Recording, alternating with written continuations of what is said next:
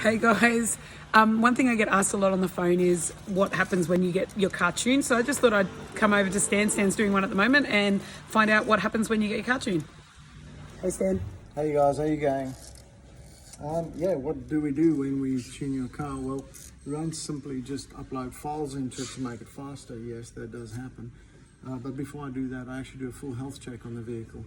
I'll go into the motor and I'll actually use a camera, a borescope, to have a look at actually all these pistons and just see what condition. Are they wet? Do we have any traces of compression issues or carboning? And then followed by a compression test. So we'll make sure that your compressions are all even and all within specification. We'll give the car a good look through too, underneath the service history. We'll check things like your PCV to see if the vehicle is actually consuming well and all the rest. Up with here.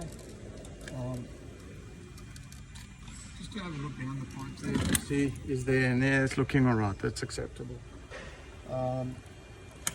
Before we actually do any tuning to your car, I've had to unfortunately break 3 people's hearts because we did find things, water pump, combustion issues, and the one had a problem with the transmission.